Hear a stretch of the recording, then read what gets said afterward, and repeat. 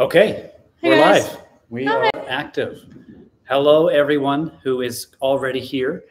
Thank you for being with us. As you can see, there are more people than announced. Before we begin here, I'd like to know, can you hear us okay? Are we audible? Can someone in the chat please say, yes, we can hear you? We're going to wait for the yes that we can hear you. It's exactly like last time. Yeah, it is. Yeah. Yeah. All right. So one of you three that's watching. Yes. Yes. Okay. Thank you, Agapito, for and welcome back, by the way. Yes. So for those that are here, I guess we can begin introduction. We'll reintroduce momentarily when more people come on board. This, of course, is Jeremy from escapetoelsalvador.org. He's the gentleman who, if you saw the video, is handling our residency permits. And as we mentioned, it is white glove service. So if ever there is a hiccup or anything goes sideways, Jeremy's got you covered. A lot of the other guys, they will start running up the bill. So you don't want to do that. Anyway, enough of this commercial. On my left here, of course, is Jessica. Hi. You know Jessica, and brand new to the stream, who we'd actually just met moments ago. Well, I met him totally impromptu. a couple days ago. Is Elias. Elias is here from Denmark, and you're here from Denmark for how long? Yeah, we're going to stay here. We're going to stay here. Yeah, but how long have you been here? Yeah. Oh, we've been here for 3 weeks. 3 weeks. Almost. Yeah. So new arrivals, we know exactly how they're feeling. Mm-hmm. Yeah. All right. So some chats coming in. Oh, wow. Yeah. Great. I've got a screen down here so I can see you guys. Hi, Salvador Iquino from Florida. See you guys in 14 days. Hey, you're coming. Nice. Awesome. Please drop us a line on Twitter. If you are coming, we'd love to meet you in El Tunco or over in Zante for a coffee. Would be amazing. So please drop us a line. Hello, Fascination Herp. That's a handle I recognize. Hello, guys. I know you're undercover, yeah. so I won't out you on the stream. but thank you for joining, and feel free to ask any questions. We'll talk about that after. Yeah. Okay. So Arturo Tercios says, "Saludos, pasenla bien en El Salvador." I think this is cheers and good in El Salvador. That's the best I can do. Apologies if that's kind of butchering it. And Eddie's back. Hello, Eddie. Hey, Eddie. It's good to see you, Eddie. Told you I would not miss the next live stream. We never doubted you, Eddie. Thanks for being here. Yeah. Yeah. So I suppose we can start just kind of milling through some subjects of conversation here. I should advise that we may have yet another individual join us later on. Top secret. Yeah, but so we saved the best for last. She's behind the camera. Yeah. Stick around. She might show up. We've been trying to persuade her, but she'll be here. All right. So as we were saying, I suppose I should ask: are you also handling the residency for? We will. I don't know. Okay, we'll find out. It's still early game. Same as the way it was with us when we first got here. Everybody still wants to explore their options and course, see what El Salvador is about. And I would say that I would do for Elias and his family everything that I would do for anyone else, which is answer any questions that you have. So if you want to know every single step of the residency process, I want you to know that there's no like secret knowledge here. I will tell you all of it. If you are a do-it-yourselfer and you feel like you want to just jump in and make it happen, I will give you all the direction that you need to do so. If you need some assistance, we've got plenty of professionals that are ready to help. But yeah, so that's how I answer that. Excellent. So Jeremy is actually also already helping us because he is. Because of a misunderstanding, we didn't bring the criminal records from our home country, Denmark. Yeah. And as you probably know, it has to be in paper form. It has to be apostilled. Yes. And for some obscure reasons, we didn't bring it. And Jeremy has volunteered to be the recipient address for those records because we're still living out of Airbnbs. So we have no idea where we will be at the time the post office decides to deliver our, hopefully decides to deliver our. chance. And that's something that I'm happy to offer to anyone. If you need an address here, you need to ship some documents in. I even have clients that ship in like boxes and furniture and stuff like that. We've got plenty of space here. Just send me a message on Twitter and we'll work out the details. But yeah, happy to do that for anybody. Mm-hmm. So if somebody has a criminal history, yeah, but they have reformed, they've done their time, right, and things have changed, and people have a past. Of course, not everyone's perfect, and everyone deserves to be redeemed. Yes. Do they have a chance to move to El Salvador? Is that something they can do? Absolutely. Okay. What you have to understand is that El Salvador requires, and many other countries throughout Latin America are the same way, they require a background check. El Salvador wants a background check that covers the previous 2 years of wherever you've resided. So if you've lived in multiple places, you may need multiple background checks. But the presence of a mark on your record is not a disqualifying factor, right? What's going to happen is the intake officer at immigration is going to review your record, and they'll probably ask you some questions about it, right?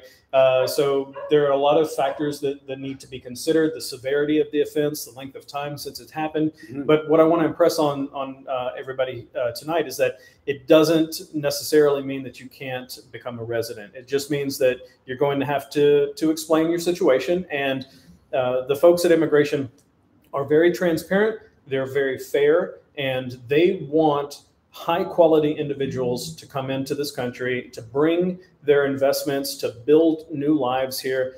So I think you're going to find a very receptive audience with the folks at immigration, even if there's a mark on your record. Yeah. Yeah. So you talk about high quality individuals, yes, right? Some ears might hear that as, and they might instantly think, well, I'm not a high quality individual. I'm just a working class schmuck or whatever. That's what a common thought, especially from our home. What is a high quality individual? A high quality individual is someone who wants to move to El Salvador and make the country better. And everybody can do that, no matter what little way that you have to contribute, right? You can be a worker in any number of fields. You don't have to be, a high roller, luxury individual. That's not, what the law is sort of looking for. We want people who are going to come here and start a new life, buy a house, raise their children here, start a life here, because those are the kinds of things that are going to make El Salvador successful in the future. We have to shift that narrative from what it's been for the last couple of decades into what I believe it is today, which is just another normal country. And so consider a move here just like you would consider a move to the United States or to Canada or Europe or any of the jurisdictions thereof. It's just another normal place, except it's a little bit more beautiful. A lot more beautiful. A little bit more beautiful? Yeah, I think it's a lot more beautiful. Yeah. All right. So we got some comments coming in, some questions are coming in. There's too many. Look at that. Yeah. But don't let that stop you guys. If you have questions, please feel free. Hello, Amy. We know Amy. Thank you for being here, guys. Amy.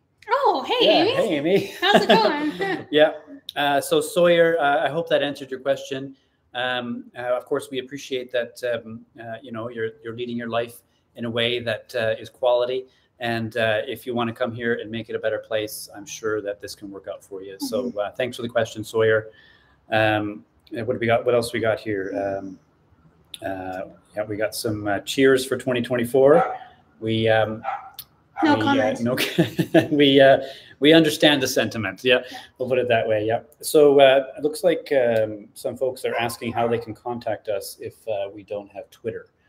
You know what? I'm going to drop. Do you think we should do that? Drop our YouTube email in the chat? Yeah, I don't see why not. Yeah. All right. We're going to drop our YouTube email in the chat there for you real quick. So you can contact us that way. I apologize for the leading. You have a keyboard? Well, we left it home. Yeah. Oh. There it is, guys. If you guys want to email us, there it is. All right. Yeah. Okay. So. All right. Why don't we talk about first impressions? We were speaking with Elias just before the stream came on. Sure. Yeah. So Elias, what would you say encapsulates your first impression of El Salvador having come here? We came here at night or in the evening, 8 o'clock, 9 o'clock. We landed in the international airport. I forget the name. I think it's about an hour out from San Salvador. We had rented an Airbnb in San Salvador, and we needed someone to drive us there. And the driver that should have picked us up didn't come. So the first impression was, where was this guy? And the second impression was, it was kind of hot even in the evening. So that's very, very first impressions. And the third one was, no one actually seemed to speak English. And our, at least maybe hopeful thinking was that maybe maybe that the majority may not speak English, but at least some part of the population would. So it was fewer than we thought. But even so, we got excellent help from a small store nearby the airport, who borrowed we couldn't get phone service when we arrived. They let you borrow their phone. So they let us borrow their phone, and we talked us through Spanish and English and directed to what we needed. And here's the phone. We got to call the Airbnb host, and he said that the driver was delayed for some reason, and we should just take a taxi. So that wasn't the first impression. But the taxi driver was very, very friendly. We got there on time, a fair price, and everything else. And the very next day, I think I wrote you the very next day. I think so too. So our next impression is not as much El Salvador, or maybe you can call it an up-and-coming El Salvador. We're getting there. Yeah. And the first thing I got back from you, more or less, was you can visit anytime to talk about El Salvador, all the details and everything. And I said, how about tonight? And you said, of course. Bring it I on. have nothing else on my plate.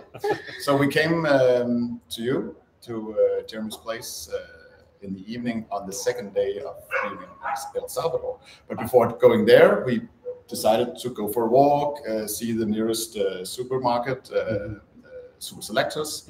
And it was, I wouldn't say night and day, but it was very easy to sense that the hopeful, I wouldn't say hopeful, but we had expected friendly people.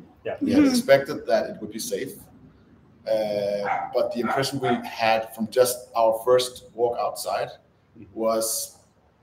surpassed our expectations. Because as soon as we got out of the door, the gate from our Airbnb place in the morning, sometime, they were already, waving at us and saying hello, and all these kinds of things. We had the same exact experience, and same exact experience with Jeremy as well. Jeremy, I had written Jeremy this lengthy email explaining our situation, and every last detail that could possibly be considered was in the email, multiple paragraphs, and I was expecting to hear back in a week, right? And less than an hour later, Jeremy replied with one line, "Hey, do you want to meet?" or words to that effect. Let's just do it live. And we were on a call on Google Meet less than an hour later, and you were answering all the questions I had, and it was so. Jeremy's extremely easy to talk to. If you have any questions for Jeremy, always reach out. As well, if you're someone who has questions, what's it like to just land? Talk to Elias. Talk to us. We're all open books. So, yes, we got some questions here. Before I get to the questions, I want to note some comments as well. Romeo, it's nice to see you again as well. It makes us happy that you're here, so thank you.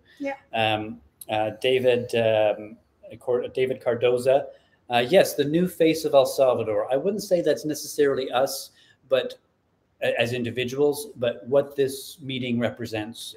And what we're talking about, and the mere fact that we're all here talking about it, that's the new face of El Salvador. And it's a wonderful thing. So thank you for drawing attention to that. Okay, so we have a question for Jeremy. Here we go. Okay. All right. I'm pretty sure that you've heard this question a number of times, but LM says, how about if you are retired? Residency still pretty straightforward? It is. There are two different paths for what you would consider to be retirees. There's a visa program called the Pensionado and a visa program called the Rentista. The Pensionado has the lesser of the requirements. Off the top of my head, I don't remember exactly what the requirement is, but it's like $1,000 or $1,076 or something. It's less than $1,100 a month in pension income, and that's income that's coming from a government or a job, but that is solid and recurring every month, regardless of what you do. Right. The other option, the rentista, is for individuals who have regular monthly income, but it may not be from quite as solid a source as a pension. But let's say that they have, a rental property, for example. This is why it's called a rentista, by the way. So if you own a home in your original country and someone is renting that home, and the amount of money that you're getting from that would allow you to live in El Salvador, then you can use that as the basis of your residency application. And I just give rental income as one example, but you could be, for example, a portfolio manager. You could have a portfolio that you manage passively or actively, and that can be the justification for that type of residency as well. So you can come here as a retiree. You can come here as a person that wants to work, but you have many other options as well. There are options for student visas. There are options for people who want to do missionary work. For example, that's a very popular visa program. So if maybe the church that you attend has operations around the world, or they want to get involved in outreach in El Salvador, you can certainly take that path. Many other non-governmental organizations have a presence here, and your activity with them can be a justification for your residency as well. So let me bring it back to your question, though.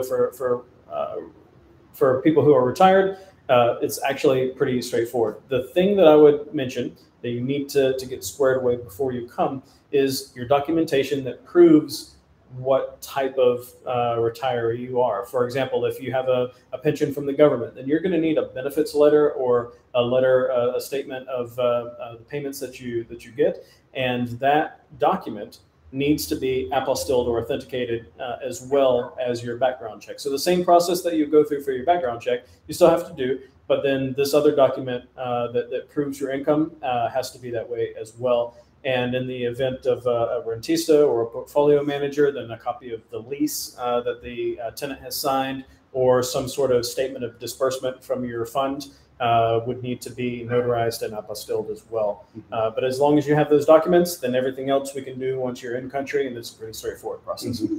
Definitely. Will the document need to be translated to Spanish? Yes, if it's not originally issued in Spanish, you're absolutely correct. It will need to be translated by a certified Salvadoran translator. So it can't just be someone from your original country. It has to be someone in the database of Salvadoran certified translators. Yeah, you can't use Google Translate for stuff like that, unfortunately. Yeah. And if you use Jeremy's company, he will. Yeah, that's all. It's all included. All included. That's correct. Yeah, as is the wine. Yeah. Yes, on more than one occasion. Yeah. You're welcome to come anytime. Yeah. So, Amy, thank you. We're also happy that we're doing so well. But we miss you. Yeah, we miss you. We hope you're doing well as well. And say hi to Brandon for us, and Chris and Stephanie. Thank you. And Evie. And everybody. Yes. Romeo Mendez, watching from Oklahoma City, USA. Awesome. Nice. Yeah. Thank you. Yeah. Vlad Future. That's interesting. Thumbs up to you as well, Vlad. So here's one. Orlando, welcome back, Orlando. We saw you last stream. I am from El Salvador. I left El Salvador in 1980, then came back in 1985. And I've been traveling every year. I'm up to my 5th passport. Oh, wow. That's a lot of passports. Yeah, congrats. That must give you a lot of latitude and a lot of freedom. The guys over at Nomad Capitalist talk a lot about holding multiple passports so that you have options. It's always good to have options. Yeah. So just on that point, actually, I can't wait to have 2. Yeah, right. We're going to have 2. Give it some time. Yeah. So we were at a school in San Salvador just the other day. Yeah, and we spoke with the students about having options and keeping options open. In San Salvador, Hope House has a program with high school students, and they travel the country meeting high school students and talking to them about what their options are in life. And what they're trying to do is let these kids know that they have options, because there is still a sense in this country that if you're born here, you're kind of limited in what you can do. And they're trying to break that mentality. And had the opportunity to speak about those options and working in technology, finding remote work, especially work in Bitcoin, and how this frees you up to work in any number of different fields with the different skill sets, and even in different parts of the world if you want. So it was a really wonderful experience over there with the Hope House and talking to the kids. Yeah, and there'll be a video on that soon as well. Yeah. Yes, so Bobby Lizzo, welcome back. Remember you from last time as well.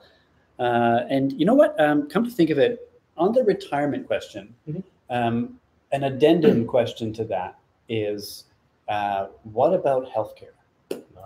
Yeah, it's a tough topic, right? Because there's a lot of moving parts to healthcare, and everybody has, you know, their own set of concerns. I'll give you just a little bit of background with me personally. So my family came to El Salvador. I have a son, it's me, and my father, who is elderly and has a list of health conditions, as anybody does when they get up in age. And we self-pay for everything in El Salvador, and that has been actually the least expensive option out of everything. You can certainly look for traveler's insurance, but in my personal opinion, I think that it's a little overrated in a lot of cases, and trying to get payouts can be challenging. So it may be different in other countries. Certainly it would be different if you're going between developed nations. But coming to El Salvador, my recommendation would be just come here and see what you can do with the health system, just as a cash buyer, or however you want to call it, because it's actually pretty easy. Let's talk about the services, right? There's a couple of different ways that you can approach healthcare here. You can go straight to a doctor, and you can have probably a better conversation with a doctor than you would have in a lot of other developed countries. Because in developed countries, in the healthcare setting, the doctors have to do a lot of administrative tasks, right? They spend a lot of their time doing paperwork, and the process here is much more streamlined and much more common sense. So what that translates into is you getting much more face time with your primary care provider and all of the specialists that you might have to engage with. So when you have a condition that you feel like you need to explain in order to get your point across, you have that opportunity here in El Salvador, from my perspective, more so than any of the other countries that I've lived in. There are also some things that you might not expect if you're coming from a developed country. For example, if you have prescriptions, you can typically go into any pharmacy and get just about any type of medicine that you want without a doctor's prescription, right? You just go in and you ask for what you want, and they'll sell it to you. It's not an issue, and it's usually pretty affordable. With blood tests and other types of function tests or whatever you need to do, you can go into a testing center and you can just say that you want it, and they will run the test. They'll pull your blood and do whatever you have to do. So there'll be a charge for that, of course, but I found that it's minimal. We're talking $20, $30, $40 on the high side, 50 for like really complex stuff. And you get your results in a couple of hours, and they make a PDF of it, and they send it to your WhatsApp, so you have a record of everything. Wow! It's super easy, and it's what you would do if you had the chance to like redesign a healthcare system. You would make it common sense, right? And that's what we have here. Definitely. Now I've painted a rosy picture, right? So let me give the flip side of that. The flip side of that is for 30 years, there's been a brain drain in El Salvador. There's no getting around it, right? If you were a young person and you were coming up and you're smart enough to become a doctor, you're getting involved in the healthcare field, you have an incentive to go, for example, into the United States or into other countries and earn a lot more money by being in those countries versus staying in El Salvador. So the brain drain has been a really negative effect on the state of healthcare here. But it's already changing rapidly this year. I've noticed that more people are coming back, even people within the healthcare field. And the only other negative thing that I would say, just this is for your information, is access to some of the most recent and most expensive pieces of medical equipment can be a little bit of a challenge. For most procedures, you're going to be fine. But if you need really advanced neurosurgery or something that involves very sensitive imaging, what you're going to want to do is you're going to want to jump on a plane. In 2 hours, you're in Miami or Los Angeles or wherever you need to go to have access to like the very top end equipment.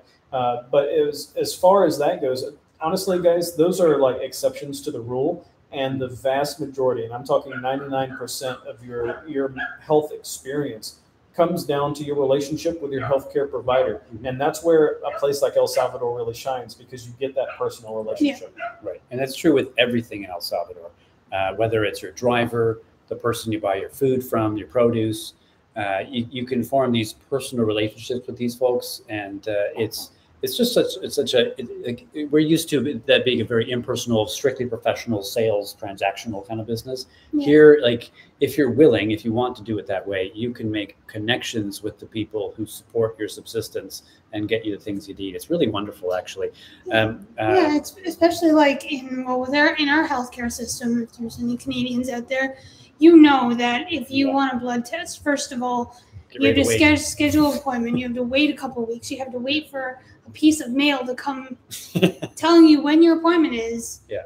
You go to the clinic, wait 8 to 12 hours. Yeah.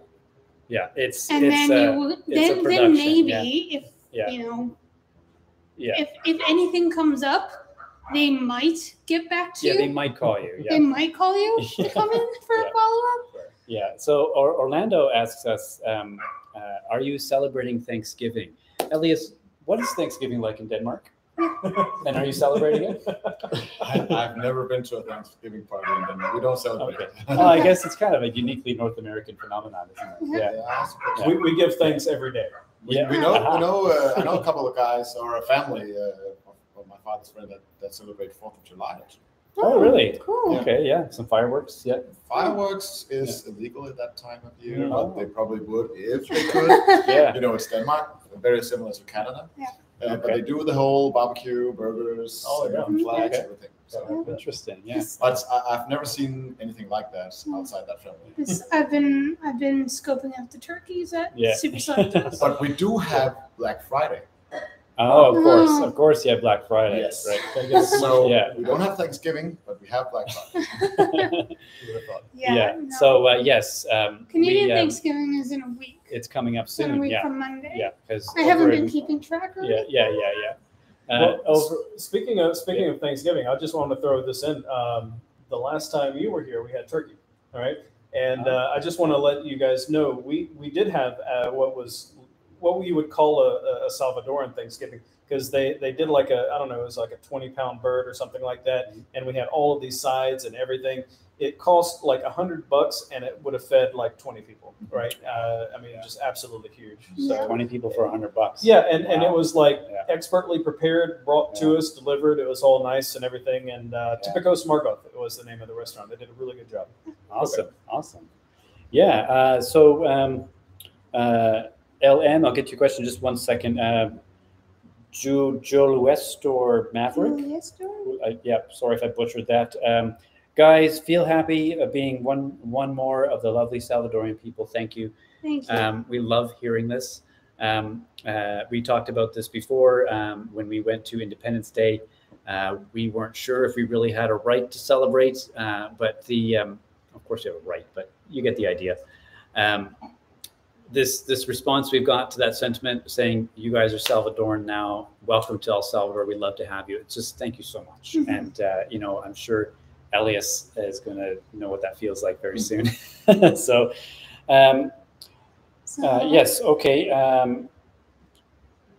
Yes, public healthcare service is free in El Salvador, no matter what nationality you come from. Is that so? That's correct. You can go in and get service. Yeah. Wow. Okay. Interesting. Okay. That's reassuring. Yeah, definitely. So LM asks, how long does residency take? A lot of people are concerned about the length of the process.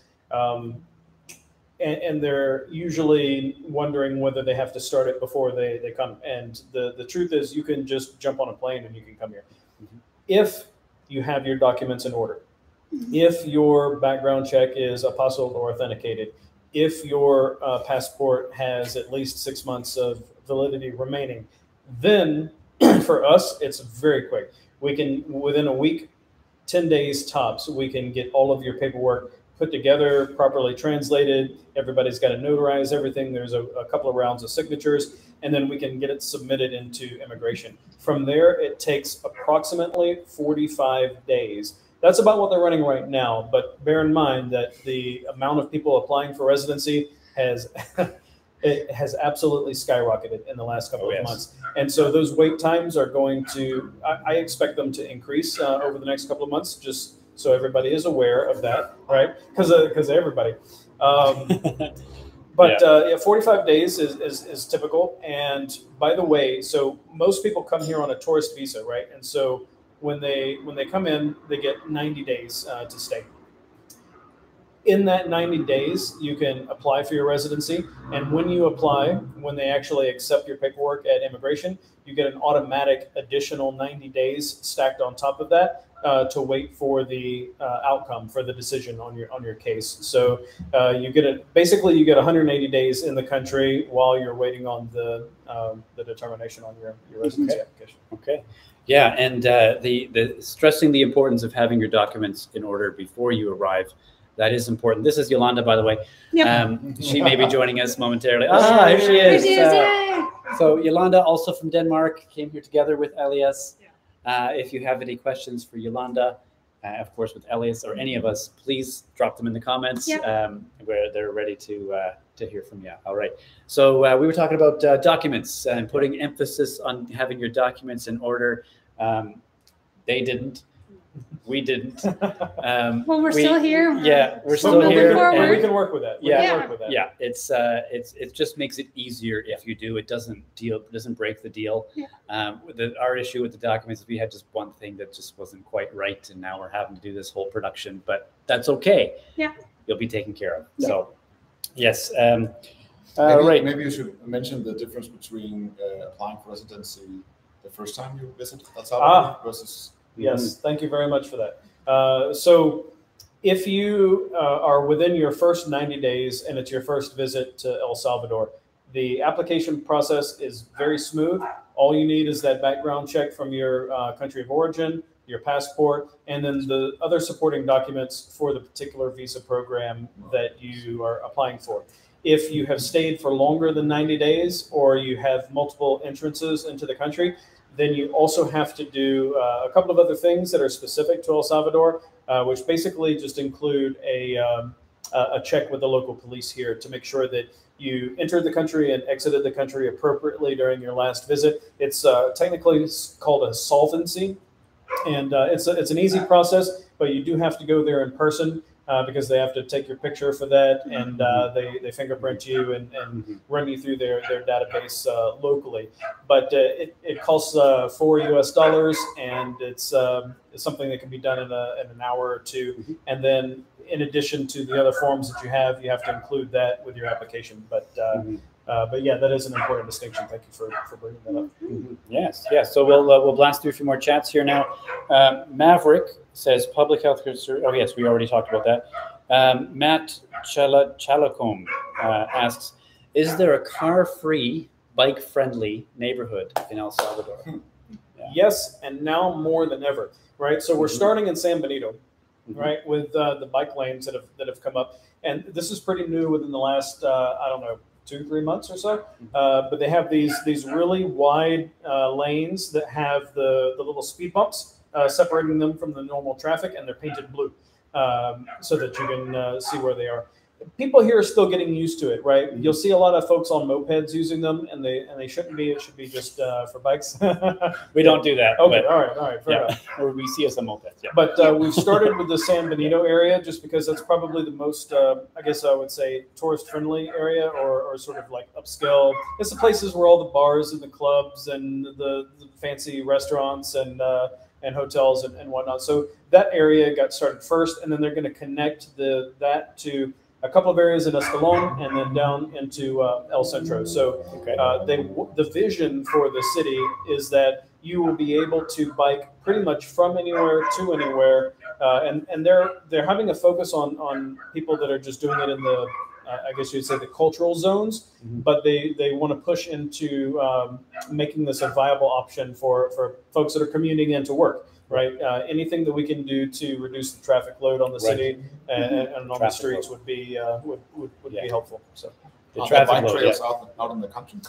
Absolutely, and there's one that I'm going to recommend. It's called Bicentennial Park, and it's on. I guess that would actually be to Jerusalem, but it's where Masfera Norte comes. If you look on the map, anyway, it's a big green park on the left hand on the western side of. San Salvador, if you're looking on the map, and they have all kinds of really cool trails for walking and biking, and I don't know, man, it must be like 1,000 acres. Like it's a pretty big, a pretty big deal. Nice. So that's a beautiful place to go to. It's all covered, so like even during the heat of the day, you're biking around like you're under the canopy of the trees. So that makes it really nice. Nice. And you can rent bikes as well. Yes, and you can rent. Yes, you don't have to bring them. Yeah, that's right. You can rent a bike, you can rent a scooter, a moped, you can rent a motorcycle, a car, a truck. Anything you want, and as long as you have your passport, credit card, driver's license, or a big wad of cash, you get anything done. Then you have no trouble getting around under your own power. Where are we at here? Bobby Bones. Yes, leave your likes, everybody. It helps with the algorithm, helps bring more people to have conversations with. So yes, leave your likes on the stream. Thank you, Bobby. Orlando.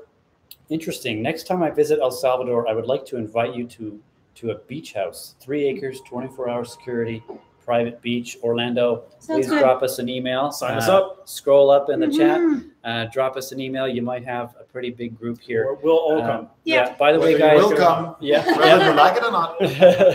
By the way, guys, if you want Yolanda to come back on the stream, please just press Y in the chat. I'll just empty the glass again. Put a thumbs up. Cheers. Yeah. All right. It's okay. Where are we at? Expats all around says, what area do you recommend living in? Okay. Do you live in San Salvador? Okay. Get that question quite a bit. On the website, I actually have a map of San Salvador with a big yellow ellipse, a shaded area. They're already asking for Yolanda. The fans have spoken. Basically, if you want to break it down, if you're looking at the map, it's basically the west side, right? Everything west of El Centro is what I recommend, and not because there's any place that's undesirable to live, but because that's where most of the rental properties are. So if you want to just get into the city and see what it's like, I recommend that. You're also going to have easier access to a wide variety of restaurants and shopping. All of the folks that do the motor delivery on the little mopeds or whatever, like they're all sort of focused on the western side of the city. So your deliveries are going to be faster. You're going to have more access to rideshare taxis and things of that nature. I absolutely recommend looking at the countryside. But for folks that are new to the country, or let's say that you've never lived outside of your home country before, my strong recommendation is to check out the city first because of access to all of those services. Yeah. It's going to be a little bit more comfortable of a transition for you. And then once you feel a little bit more at ease and a little bit more at home, and you've had a chance to explore a little bit of the countryside, you can make intelligent decisions about where specifically you want to get into that. Beach is nice. The eastern part is nice, but start with the city. It really depends on your personality type. If you're someone who doesn't want to venture too far outside your comfort zone, and if you're coming to El Salvador, let's face it, you've already decided to come outside your comfort zone. That's true. But if that's more than you want to do, definitely great advice. Come to the city first. Everything you need is at hand and easy to access. We were a bit more adventurous. We loved the ocean. We went down to the beach where it is much, much hotter. So if you're afraid of the heat, maybe don't go to the beach right away, at least not to live. And if you're especially adventurous, especially nomadic, to the point where you're liquidating everything that you have and showing up with a carry-on and a backpack, you're going to want to talk to Elias and Yolanda back here because that's what they did. Do you want to maybe We got some questions, but do you want to give maybe a quick capsule review of what your experience was leaving Denmark and coming to El Salvador? Well, and can I throw that too with just that last little section that you said about, experiencing the climate, because you had an interesting experience with the climate here as well. Mm-hmm. Yes. So I said that the first time we arrived here from the airport, it was warm and humid, mm-hmm. but already after a few days, I think 3 or 4 days, I must have acclimatized myself or ourselves to the climate, and it's very, very comfortable here, at least in San Salvador. Yeah. The impression I get is that at the beach it's more humid, more hot, depending on what Jeremy calls microclimates. Yes. Yes. So there are areas. Elevation. Yeah. So San Salvador is what 800 meters above the sea level. Yeah. So that alone gives lower temperatures, more pleasant climate. Another reason to visit the city first. Yeah. And secondly, if you live in areas where the breeze, the wind, from coming over the mountains. Yes. If you live in certain areas, for example, here where Jeremy lives, of course, the colder wind will give you sort of fresh breeze and make sure that the winds, the air doesn't get stale. Yes. So I had read on the internet on those sites that lists all the pros and cons of countries, and we were interested in the climate. And it was we come from Denmark, so it's relatively cold. It's wet, but not as wet, and it's not very humid. And what we saw in contrast to that was a schematic saying over the months across a year, how is the experience in El Salvador?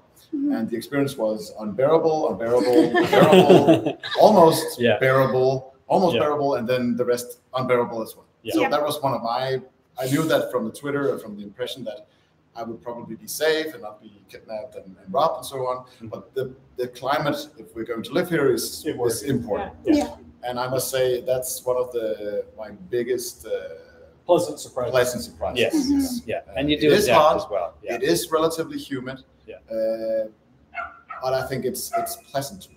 It's different when you're actually here. It would be one thing if you could transport this exact weather into Denmark, for example. Mm-hmm. That would be an oddity, and it would be very strange. But once you're here, even just for a short amount of time, it really feels natural and normal. Yeah, you do adapt. Yeah, I remember when we stepped out of the airport, it was shocking how hot and humid it was. It hit us in the face. Well, we were in jeans and flannel. Yeah, that's right. You had the flannel on from Canada.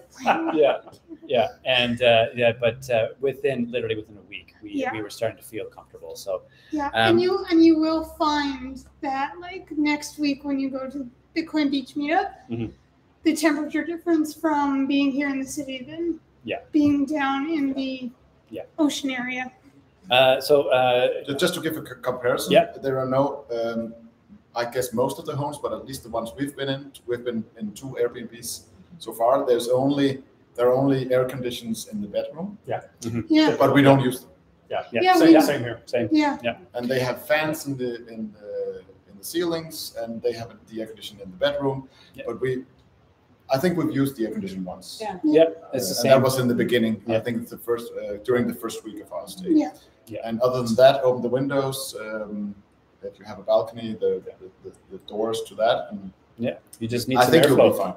Yeah. So Gyro asks, Jessica and Ryan, did you guys visit El Salvador prior to making the decision to move there? No. No, we didn't. In fact, we didn't either. Neither did Elias and Yolanda, actually.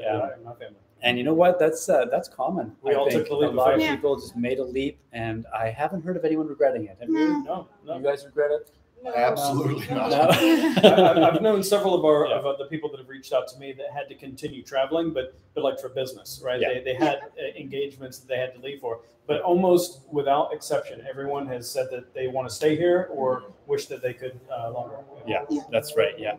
Our original plan was to go to Mexico, and then a week and a half prior to our move, we just that was our plan as well. Yeah. We have a group with all the links that we wanted to remember once going here. Its caption is El Salvador / Mexico. Yeah, that was our plan. Yeah. We haven't left San Salvador yet. So there you go. Yeah, you will. And you'll we're just getting for our first trip to Santa Ana tomorrow. Okay. Oh, cool. Right? Yeah. So it takes a while, but eventually you're going to see the whole place. And some of our friends went to like Union last week, and yeah, eventually you branch out. It's beautiful down there. By the way, guys, if we miss any of your questions, we apologize. We're trying to get through everything, of course, as always. Don't be worried about spamming the chat. If we miss, I mean, don't spam the chat, but if we miss a question, just drop it in there again. We will catch it. So, yes. Maverick says American Embassy always invites all American persons to celebrate Thanksgiving Day at a certain place. You'll see the invitation on social webs. Okay, so if you're American in El Salvador, keep an eye out for the American Embassy. They'll tell you where you can celebrate. I'll sneak in and get some free turkey. Yeah, American citizen right here. Yeah. See what happens. Okay. Expended Deer 865. Yeah, we need more people like you guys to come here in El Salvador. Also, you will be part of the new era. Bitcoin will be stronger than ever. Yep. Yeah. Yes. The Bitcoin ecosystem here is growing. Every day we're hearing about another business or another person, a vendor on the street, another business, another store that is onboarded with Bitcoin. There's startup companies here that are creating Bitcoin POS systems to work on the Lightning Network. It is shout out to Yankee and Darwin. Yes, Darwin. Yes, we actually use Yankee for our donation portals. We can't fit them on the screen, so wait till next stream. But there's we'll have lots the links of in the description after the video. Yeah. So yes, there's lots happening here. If you have any technical skills or customer service skills or sales skills, or really more skills than I can list, there's opportunities here for you. So. Yeah, especially if you already are a citizen. So come home. Ricky Copeland, can you license a side-by-side to drive on public roads? Can you drive an ATV on any of the beaches? Interesting question. This is probably your It's an interesting question. I think the appropriate question is who's going to stop you. And in that case, I would say probably not anybody. Yeah. No, as far as a ATV or what you're calling a four-wheeler or something like that on, there's what you can do and what you should do, right? Could you ride it on the roads in the city? Maybe, but I would think that you would be crazy to do so. I think that might be a little dangerous. Out in the country, completely different story. And that's going to be totally normal. And you see people on the beach with it. Yeah, I mean, I haven't heard of any issues with that, and surprisingly, I've gotten that question more than once. Really? So Interesting. there are apparently a lot of people that just really want to drive their little mopeds on the beach or whatever. You can do that here. Yeah. You can do a lot of stuff. You can just hang on to the side of a truck and drive down the road if you want to. People That's do common. it all the time. Yeah. It's one of the few countries in the world where it's not illegal to just be on the vehicle however you want. Yeah. Yep. Definitely. Yeah. We've taken a few taxis where there just aren't seatbelts. And no one seems to mind. So, there's positives and negatives to that kind of lack of regulation, but it's been great. Yeah, the last time we went to La Libertad, we were in front of a truck, and then this dude just walks out into the street and hops on the back of the truck as the truck is going down the street. Yes, yeah. The driver may not even know. Yeah. So, all right. So lots of whys, and bring Ms. Yolanda's back. She is back. So Alex Umanzor. Hey guys, love seeing your videos. I'm glad you're having a smooth transition in El Salvador.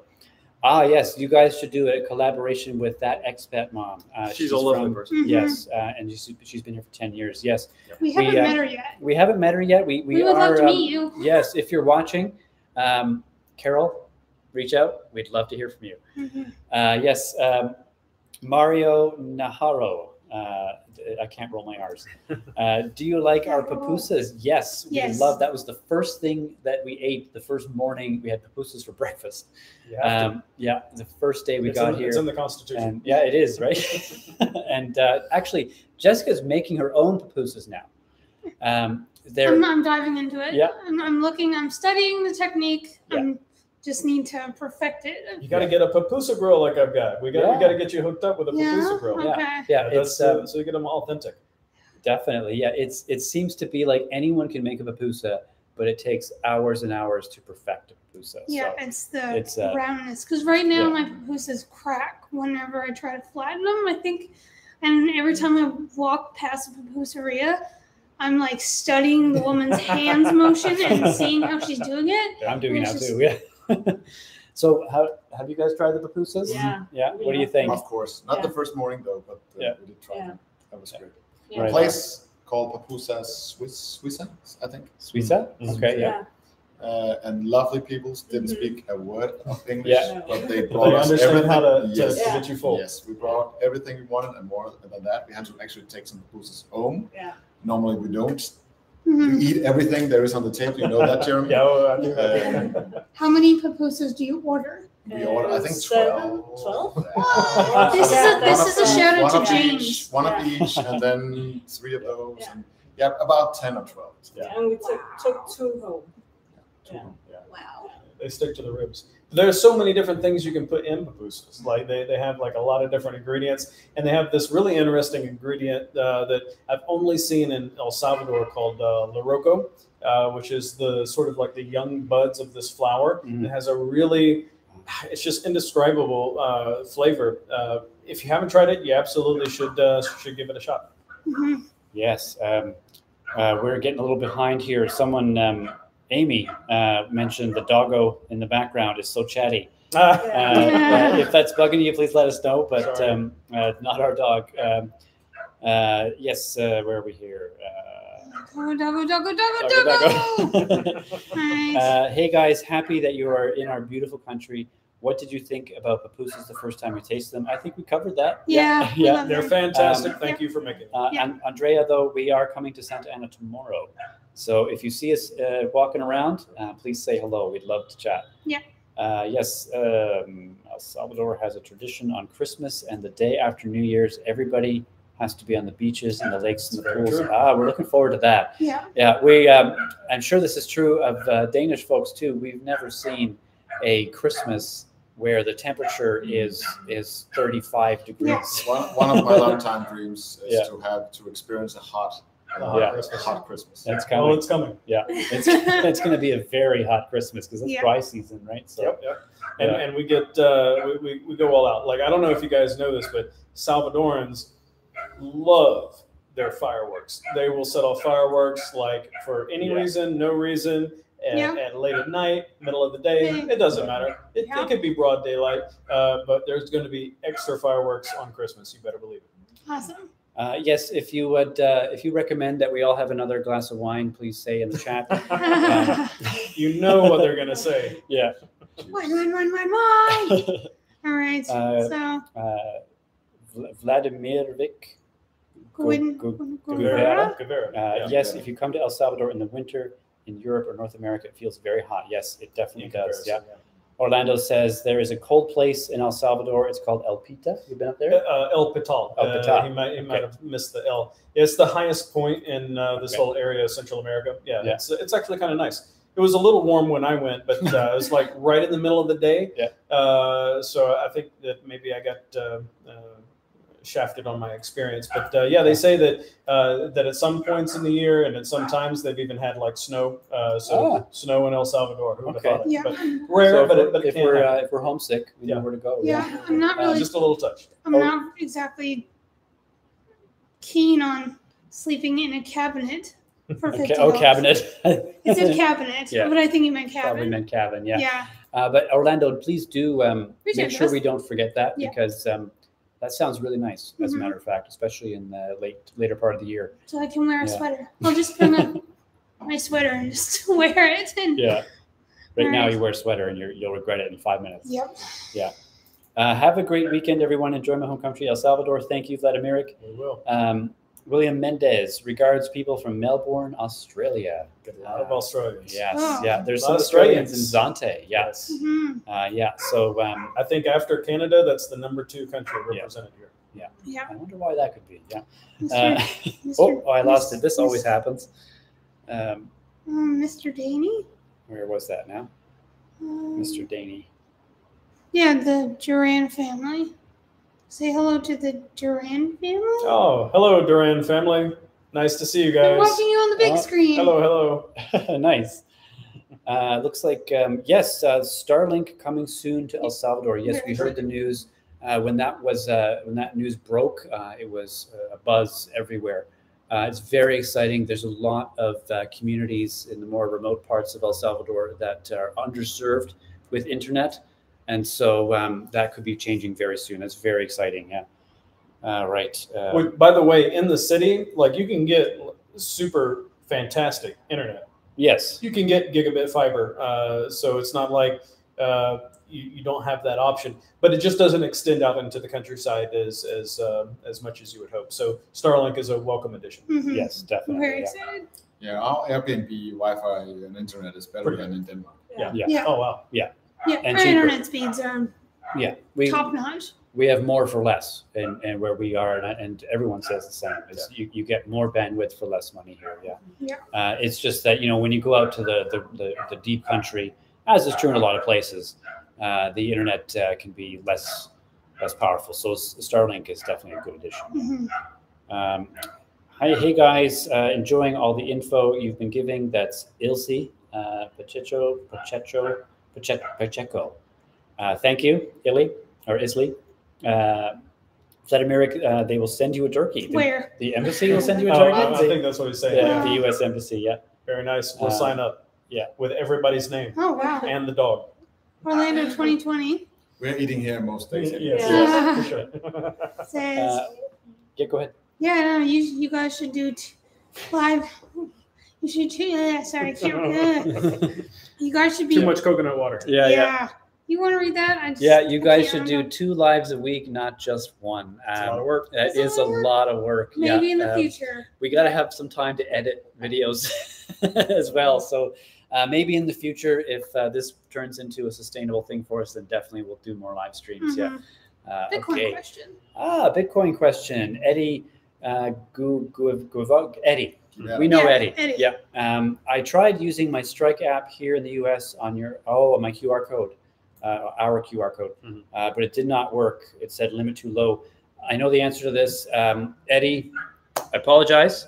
When I set up the app, I did not realize that there's a default minimum level for a payment, and I didn't touch the setting. And so you were probably trying to give less than that minimum amount, which I believe was $6 for reasons I don't know. I've reduced all the limits down to 1 cent. So you can give anything that you want. Thank you for the thought. Thank you for trying. But yes, that was just my mistake. Sorry about the inconvenience there, Eddie. Okay, when you get a chance, you should visit the place Entre Nubes. Oh, I've heard of that place. Yeah, I've heard good things about it. Yeah, okay. I've never been myself, but that's what I hear. Yeah, okay. We'll add it to the list. Great job with the Pupusas. I think they're talking about that video. Yeah, thanks.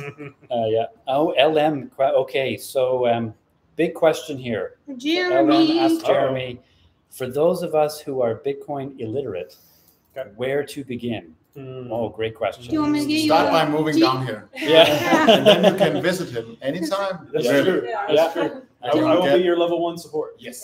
Do you want me to grab you the bottle of wine? Yeah, I know, right? It'll take a lot. No, honestly, it's not that bad. So if you are brand new, I mean brand spanking new to this whole idea of Bitcoin, the number one thing that I recommend that you do is download a wallet, and there are thousands to choose from. Play Store. Yeah, Store. go to the place, it doesn't matter.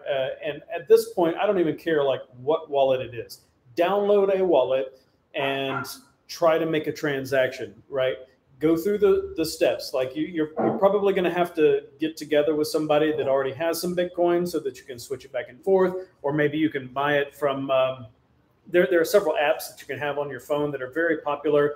I don't know. Maybe you're from the United States. Try Cash App. It would be a recommendation there, where you can buy small amounts of Bitcoin and you can play around with it. The beauty of Bitcoin is in making the transaction, and once you actually do it, a light bulb goes on in your mind, and you sort of get the fact that you can transfer value anywhere around the world, and nobody can tell you that you can't. Right? Mm-hmm. That ability for you to control your own money is just super huge, and you're going to fall in love with it right away. But don't feel like you need to be an expert in Bitcoin to come to El Salvador, because I guarantee you, we're all learning. We're all on the same journey. Some of us may be a little bit ahead. Some of us may be a little bit behind, but that's totally okay. We're all learning, and everyone here is going to help you no matter what your concerns are with that. So I would say that you'll be among friends that are going to help you out. Yeah, and like everybody starts somewhere. True. Yeah. And when we first started with Bitcoin, we didn't have the first clue what we were doing. Did you guys understand Bitcoin in its entirety before you started using it? Probably not. I think I spent a half a year researching it before even. Oh wow! Okay, trying to touch it. Yeah, that's a good way to do it for sure. But when you first get your hands into it, it's the first time, and it is something new. But a good way to say is, if you can use a debit card or a credit card, you can use Bitcoin. You can. There is a bit of a learning curve. You do have to kind of explore it and understand a little bit. But if you can do that, you can also use Bitcoin. That's definitely true. Yeah. I would even say that Bitcoin and El Salvador, for the people moving here, are two separate things. Yeah. Because Bitcoin is not. It's probably widespread, but it's definitely not everywhere. So and you can always pay with cash and credit cards, dirty fiat. Yeah. Dirty fiat. Come here for all the other reasons if you don't know Bitcoin. Very true. Very true. Agapito Tavares asks, do you guys have a WhatsApp number? Yes, we do. Moving on. No, we do have it. We prefer to communicate via Twitter or by email. So I'll put the email in the chat there again. Once we like kind of get connected with somebody, we will give out our WhatsApp number, but we don't broadcast that publicly. So yeah, expats@gmail.com. There you go. Okay, so yes, drop us an email there, Orlando. Okay. Okay, where are we at here? Beach. Okay. Guillermo, saludos to you as well. And LRR. So I'm not sure if that's a Nintendo reference. Let us know. What is the best beach in El Salvador to get visiting? You might get a diverse array of opinions here. What do you think? What do I think? Yeah. For ease of access and the most beach-like experience, I'm going to say La Libertad, because you can go down and it is a little bit touristy, but you get like the wide beach that you would normally expect, except the sand is darker and there's not as much distance between the land and the water, but you're going to have a more beach-like experience that you probably have in your mind. I don't know, in Bitcoin Beach, it's also very nice, but it's like a surfer's paradise, and it's a little bit rocky. So it's not like the place that I would go to. Like, depends. El Tunco is more rocky. Yeah, El Tunco is very rocky. Yeah. There are sections of Bitcoin Beach that are rocky like that. I know, I stubbed my toe, and it still hurts. Sure. But it is also, there are sandy sections as well. Yeah. Have you guys been to any beaches yet? Or no? We Brand decided new. to move here, and we're taking our time. Yeah, so green. Hey, remember when we were that green like 6 weeks ago? No, we're still green. I'm so green. Yeah. Okay. But we think that I don't want to speak for both of us, but Zante. Yeah, Zante I like Zante the is best. our favorite beach, I think. Yeah. Like, I find Tunco it's more surfy, more rocky. Like, mind you, I grew up surrounded by water, and the beach that we had in my hometown was a lot like El Tunco. It was like rocks everywhere, and except they have warm water, we had freezing water. But El Tunco is a little bit more. Yeah, for an advanced person. If you want to be able to listen to loud techno music and drink a lot of alcohol and then walk into the water and twist your ankle, Tunco's the place to go. That's the perfect place to go if that's your thing. If you want peace and tranquility and just nothing but the sound of the sea, we love Playa Mazata. Yeah, that one's another good one. Yeah, it's a bit further past Zante, and it is one of the most spectacular scenes we've ever seen. So, yes, Guillermo, great to see you too, Guillermo. Thank you. You got new friends today, eh? Yeah. That's cool. Yes, we did. I know. Jess met yesterday. 2 days ago. 2 days ago. Yeah. But it's first time meeting Elias and Yolanda here as well. We have a huge and growing, very quickly growing expat community in El Salvador. Like I'm shocked. It's bigger than any other country I've been in. And, everybody's just like super kind to each other and wants to get together. And you say, "Hey, let's do a live stream," and people just show up. People show up to do a live stream. We don't know. Meetups all the time. All the time. All the time. Several times a week. Yeah. Okay. Awesome. Okay. Will be hot and noisy Christmas. Prepare. Yeah, it will be a noisy Christmas. We've been told. Yeah. Montana 4. Are you guys in El Zonte area? We're about 10 minutes. 10 minutes away from El Zonte. Yeah. Right now, we're in San Salvador. We live in El Senzal, which is about 10-15 minutes from Zonte. And you guys are in San Salvador right now as well, right? Yeah. Okay. Amy Wilcox says, more wine. I think that's I like Amy. I think that's someone's cue to start pouring. Yeah. Yeah. Okay, so Jeremy. JS? So I guess Where do you see? JS? I'm just mad because it's J. So it's that's his name. Sorry. Guns and fireworks. There are a lot of guns here. However, they are in the hands of the right people right now. There is a lot of security around. There's not the sense that it's needed. I don't know. What do you think? Do you feel like there needs to be the security? Like there's a lot around, but is it necessary right now? So I don't know how you guys feel, but I feel like it's kind of like it's a vestigial tale, right? Yeah. Like it's something that was very necessary for a lot of years in El Salvador. Today, it's less so, but people get into a habit, and you'll see most security guards are armed. You may be asking the question more from the standpoint of, can you own firearms? That's a pretty frequent question that I get. Yes.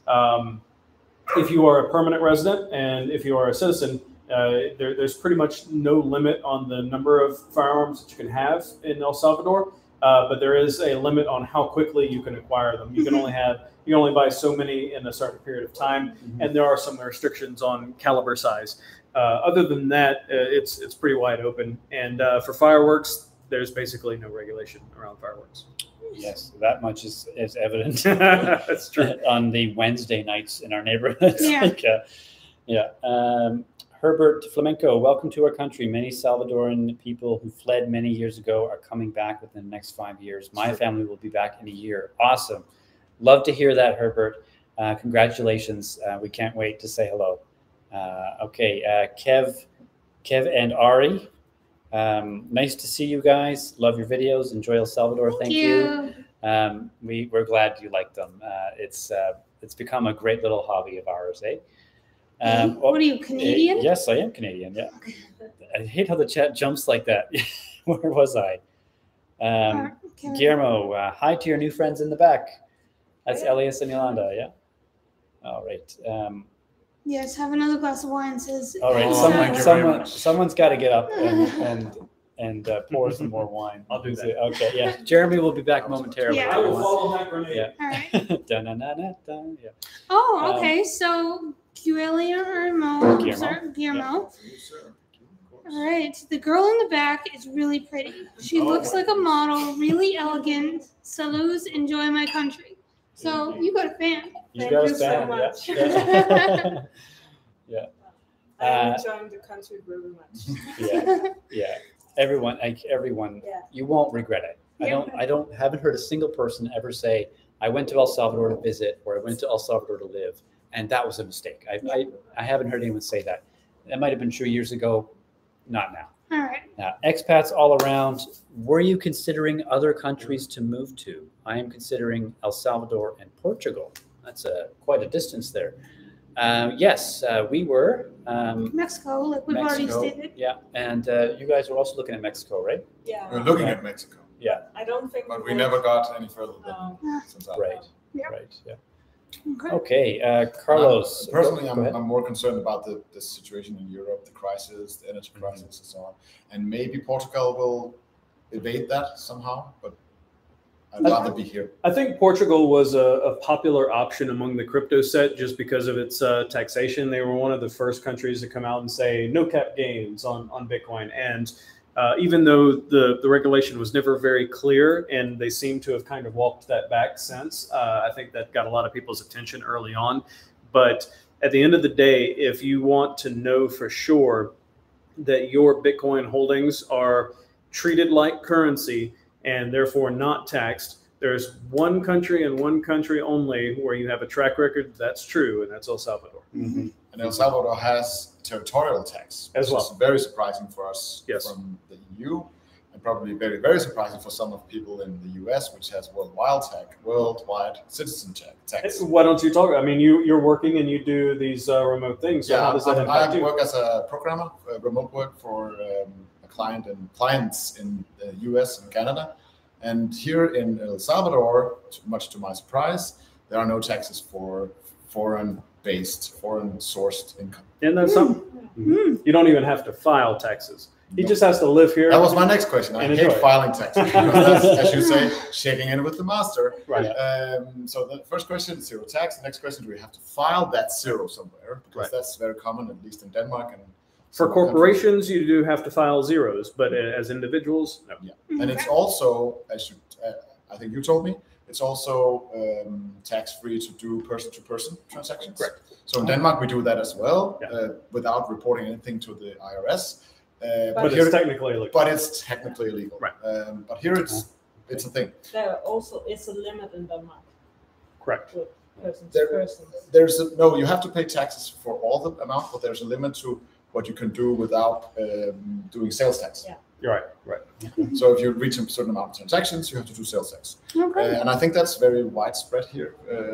One of the things you mentioned was that it's easy and preferable and nice to have personal relationships with the people delivering your groceries, selling your produce and cheese and so on. And we found that many businesses actually operate off of Instagram and WhatsApp. And it has been a strange experience for us Danish people, because in Denmark everything is professional, everything has a web portal, web shop of some kind. And down here, you ask for whatever you want through Instagram, WhatsApp, and someone will deliver it to you an hour or two after that, and ask for cash on delivery. Or, we haven't met someone who accepted Bitcoin yet, but I think that will be more and more common. But at least you can always go to the ATM and use your Bitcoin or your credit card to get some cash, and then you just pay the person that comes and delivers it. Super easy. That's the funny thing you mentioned that the way we pay our internet is we contact the guy on WhatsApp, or he contacts us, and he's like, "Hey, you got to pay now," and we say, "Okay," and then he sends a Lightning invoice over WhatsApp, and we just pay with Bitcoin over Lightning, and it's very informal. It might be at the end of the month, the beginning of the month, be halfway through the month. He just says it's time to pay, and so we pay. And it's very informal. Like, you don't get a bill in the mail that says your charges, your additional surcharge, your overcharge, surcharge, and tax and line tax. You just get a guy that says $40, please. Well, and with Lightning, you get instant settlement, right? So he knows that he got paid. They know that they paid. Everybody is cool, and you go on. It's not like a situation in other countries where, oh, your payment was lost, or it wasn't credited to your account, or this, that, the other. It's provably instant, right? Yeah, exactly. Yeah. So Jerry Sodi? Jerry, okay, yeah. Jerry said, the day I retire in the United States, I'm going to live in El Salvador. With what they are going to give me here in a month for my retirement, I'm going to live like a king in El Salvador. Probably. Yeah. Probably. Yeah. Congratulations for that. That's great. Yeah. Yes. Of course. You probably have questions about how to retire in El Salvador. There's a lot of people on the screen right now who can help you with that. So please reach out. David Cardoza, guys, are you okay? This is a big question, and we get this one a lot, and it's worth touching on here. Guys, do you think El Salvador is safe now? From our 3 weeks of being here, well, Denmark is pretty safe, so I wouldn't necessarily say safer, but it's the first country where I have seen police cars and not thinking, oh, what now? Is it a missing light on my bike?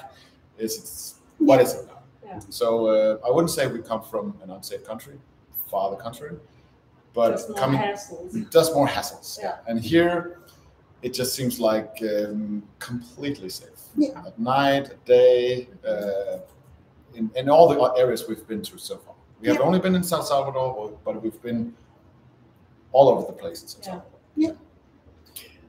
Well, yeah, no, I think that it's a lot of folks are going to find it hard to believe, right? That it's safe. A lot of folks are going to fall into one of two camps. Either you only get your news from CNN, and so you have this narrative of what El Salvador looks like, or maybe you are Salvadoran yourself and you left because of the crime and the violence over the course of the last couple of decades. And so both of those sets of people are going to be less willing to accept how safe it is now and what type of dramatic change has happened in the last couple of months. But it really is tremendous. And I would second everybody else's opinion here and say that, you know, I wouldn't think twice about waking up at 2 o'clock in the morning and going and walking down to the convenience store to, I don't know, get a Coke or whatever. It doesn't, like, that wouldn't shock me. It seems just as normal as anywhere else. And if anything, I have felt more at risk in cities in the United States than I have here. I mean, you know, I'm talking cities like Detroit and, you know, Portland or Miami, big cities like St. Louis, definitely violent. I absolutely feel safer here than in those places. So take that answer for what it is. But. The nearest heavily populated city where we came from is called Dartmouth. And we looked at these stats recently, and per capita violent crime in Dartmouth, Nova Scotia is currently higher than El Salvador today. Isn't that amazing? Yeah. So really, we've moved to a safer place. So you guys be safe out there. Yeah. Yeah, be safe, Amy. Yeah. Be safe, Amy. Yeah. Right. Okay. Whoa. It does that. This is Yeah. a lot. So many people. Yes, I know, right? What is going on? Aunt Molly, interesting name.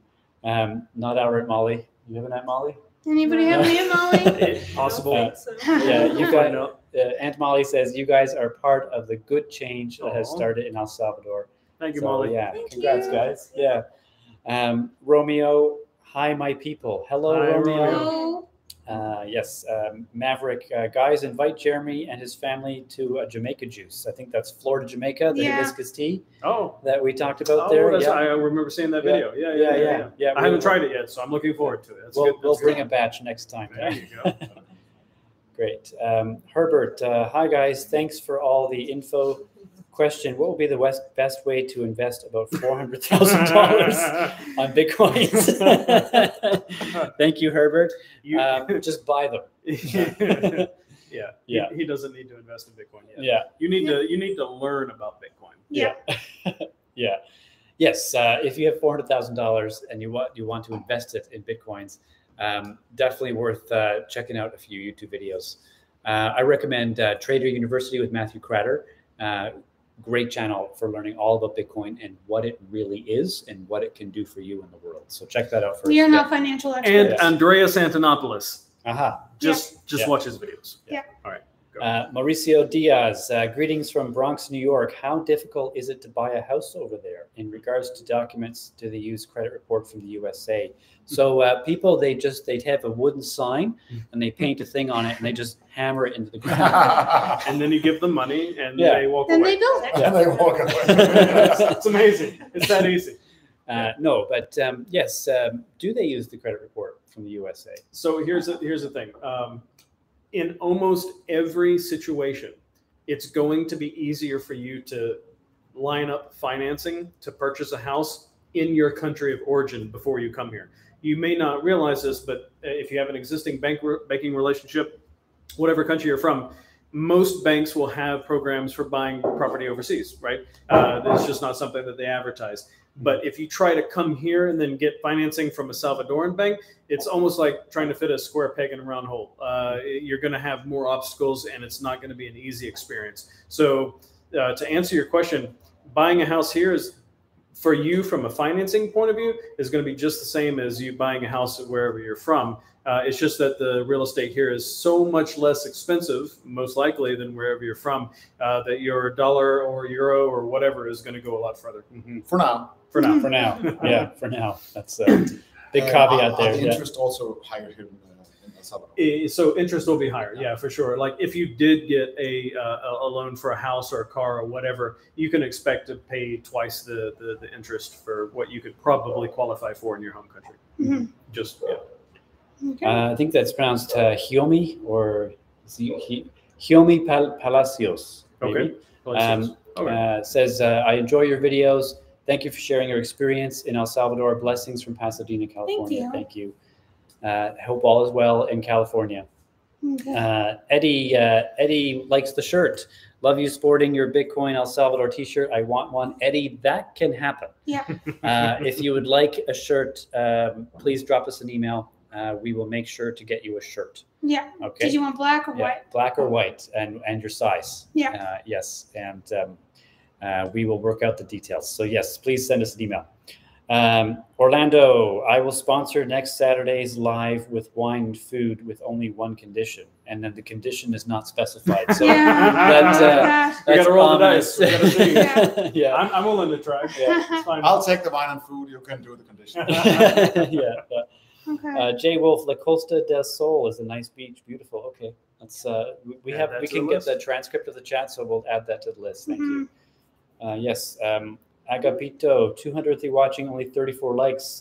Wow, that must have been a while ago because there's 247. I think we've likes got now. like a ton of comments here, guys. Yeah, I don't know, like this crazy. Hey, Guillermo, thanks for the $5. We gotta move quickly. So again, if we miss something important, type it again, drop it in there. Thank you. Yeah. There's a lot of you tonight. This is exciting. Thanks for joining us. Yeah, thanks, guys. Okay, this person says, I'm Portuguese, don't move to Portugal. Okay. We have one joining from one of the Bitcoin groups on Signal, I think, on WhatsApp. There are some groups with events and so on. A guy, we were considering Panama as well. Oh, okay. Because it's similar in many ways. He was from Panama, asking whether it would be a good idea for him to move to El Salvador. That's a good indication. So I think it's a good. Even the other Central Americans want to move. Right. Orlando, if you have Wi-Fi in El Salvador and you would like not to pay for cable, consider a Fire Stick. Oh, like a USB mobile data. Yeah. Romeo asks, do you think Bitcoin will become more popular here in the U.S.? Like there are a few places where you can pay with Bitcoin in the U.S. What's your take on that? Yes, but not because people are going to want to do it, but because they're going to have to do it. Okay, yes. Is El Salvador a good option for people with children? Absolutely. Yeah. It is so child friendly. And I'll just say, like, a lot of our clients and a lot of just the people in the expat community, there are several groups that are designed around parents and what they can do with children of all ages. We're talking newborns, to teenagers. A lot of resources. There's some really great schools here. I was talking with someone not yesterday, the day before, and they had just come from a Montessori school in Santa Tecla, where they were going to get their 6-year-old enrolled or something like that. A lot of different options, a lot of different bilingual schools. So not just English and Spanish, but Spanish and French, Spanish and there's at least, 5 or 6 different language combos that you can find here. And in addition to that, like a lot of the expat community has created what we call pods, education pods, which is like homeschooling that is shared between a group of families, right? So you might have, 8, 9, 10 families in a pod, and the mothers and the fathers get together and they all share different responsibilities and the sort of the education of all of the children together. And that's becoming a much more popular phenomenon as well. So yeah, great fun for kids. Lots of kid-friendly things to do. That's definitely part of the the push from the government here in San Salvador to make kid-friendly spaces. So we've got things like we've got skate parks all over the place. We've got all the kinds of things that you would take kids out to for a fun weekend. Sunset Park in La Libertad just opened up. Fantastic place. We're taking some of the neighborhood kids with their parents over to there in a couple weeks time. So it'll be lots of fun. There's also skate parks. On the subject of moving here with kids, there is a channel called Money Delics. Also Juliana in El Salvador. Check them both out. They're our friends. They live in San Blas. They moved here with their kids. Their whole family's here. They're having a blast. They're loving it. So definitely check it out if you have questions about that. Jose Martin, my wife and we are just there a couple of weeks ago, and we met an American selling burritos on the street. It was great to see that. That's cool. Yeah. Okay. I have heard, this is Mr. Daney, I have heard that police can arrest you if you offer them money or if you try to bribe them. Is that true? Why would you ever do that to begin with? Well, there's some places where that's normal and expected. I guess. Right. Yeah. No. Listen, guys. Latin America, especially Central America, has been a place with corruption in the police force for many years. It's no longer the case now. Please do not offer a bribe to a police officer here today. That's not a conversation that you want to have, but it's not a conversation that you're likely to have anyway, unless you're trying to commit a crime. And so don't do that. Don't do that. No, you don't do that. Hyro or Gyro, I also want a shirt. If you guys want this shirt, I should mention. Send us your sats. Send us your sats. Send us an email. I should let you know that this shirt supports the Hope House. So you're helping kids, you're helping education, you're helping entrepreneurship. If you want one of these shirts, we're happy to get one for you. We'll work out the details afterwards, and we'll find a way to ship them. So please send us an email. There you go. We're getting up on an hour and a half here, so it's just a 5-minute warning, everyone. We're going to be taking off pretty soon. Yeah, we got the condition from Orlando. Where's that? Oh, okay, here it is. You guys have been waiting for. The condition is, in order for me to sponsor the wine and the food for next Saturday. Play a Ouija board? Why is that you have to play with? Oh my goodness. What a Ouija board? Is there one on the screen? I don't know. Is there? It's kind of random, but you know what? Let's roll the dice. Let's see what happens. All right, we'll see. We'll see if you follow through on your end. We'll follow through on our end. That's how you do it. Okay. All right. Aunt Molly asks, "Have you tried Salvadoran tamales?" No. They're so good. No, we haven't. Yeah, What is that? Oh, so it's like a cornmeal, and then like you can have it a sweet way or a savory way, right? And sometimes a lot of times they're with chicken, but you can also have like these little sweet. Gosh, what kind of little fruit are they? It's not a grape. It's like almost like a cranberry or whatever in the sweet ones. Very, very good, very inexpensive, and a great breakfast to have. You just heat it up. You can throw it in the microwave, 10, 15 seconds. Pop it out. It's fantastic. Is it the kind of wrap thing? Or it's the things that are wrapped in the banana leaves that you see all stacked up, right? So if they're served hot, you eat them right away. But it's basically they're just they're stuffed with the cornmeal or whatever and the little ingredients and depending on, it's like pupusas or like any other kind of street food. I mean, it's whoever makes them. You want to know, that person is doing, whatever it is. Good job. Yeah. But you find one that you like and good stuff. So that's fireworks going off right now. If you heard that, that's fireworks. It's a very safe country. Yeah, I know, right? Yeah.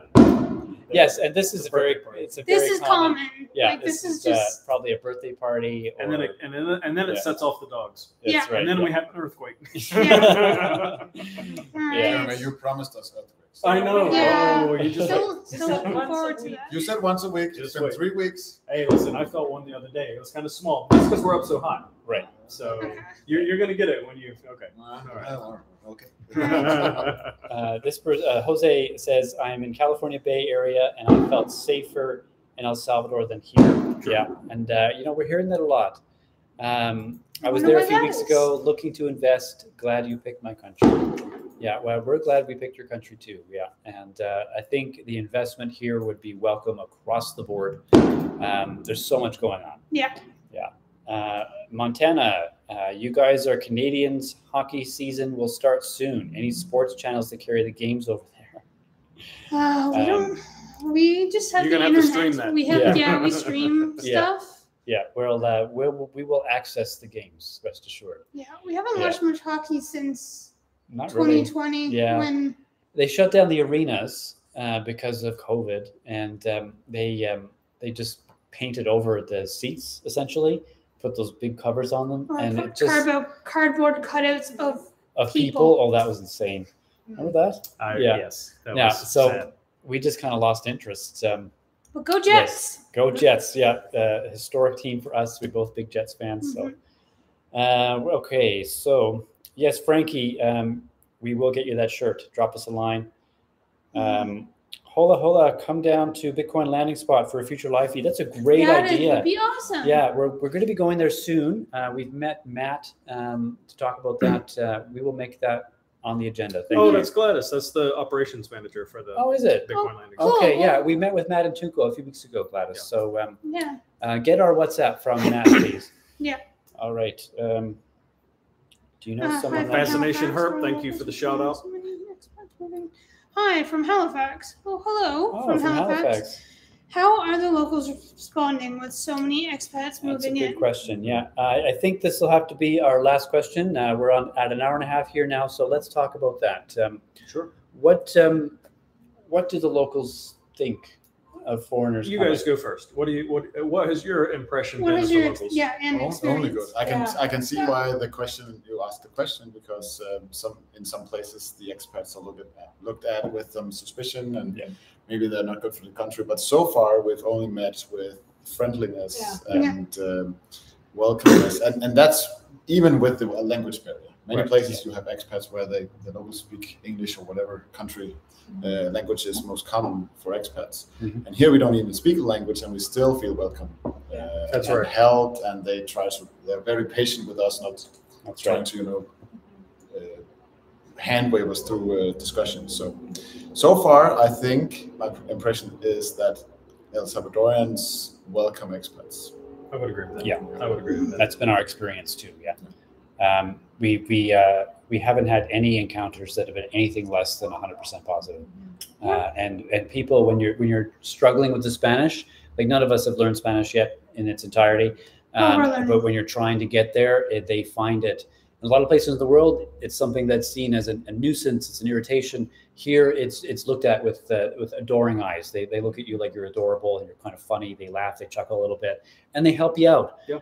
So it's a great experience. We've even had the experience of, like, we asked a Salvadorian before, like, okay, so when we've talked to them and we've asked them, like, okay, so when we're not around, do you like make fun of us? And her honest answer was no. Of course not. Why would we do that? And it's just like mind blowing, because everywhere else is like we were joking with the question. Yeah. And like, you guys must think we're pretty funny. You're making fun of us. But when we asked her, "Are you doing that?" we were kind of trying to bring her in on the joke. She almost thought it was offensive. Yeah, she was all like, "No, of course not." Oh my God! Like, she was really like, "I would never." Yeah. So the people here are so genuinely heartfelt. Yeah. Yeah. All right. So Orlando, I'm going to drop the email in the chat one last time so that you can reach out to us about that. Because we do not do PayPal or anything like that. So we'll have to figure something out. Okay, bud? So drop us an email as well. So we're going to head out now. It's an hour and a half. Thank you so much to everyone for your comments, for your questions. Thank you for supporting the channel, hitting the like button. Thank you for subscribing, for your super chats. We got some videos coming out soon. We were at the International Coffee Day Festival today. We're going to cover that. We're going to the Santa Ana volcano tomorrow. We're going to cover that. So lots of new content coming next week. Subscribe if you want to check that out. All right. Thanks, everyone. All right. Thank you, guys. Thank you, Jeremy. Elias and Yolanda. Yolanda, thank you for being with us. Okay, everybody. All right. Have a good night. Have a good night. Bye. Bye. We'll see you next week.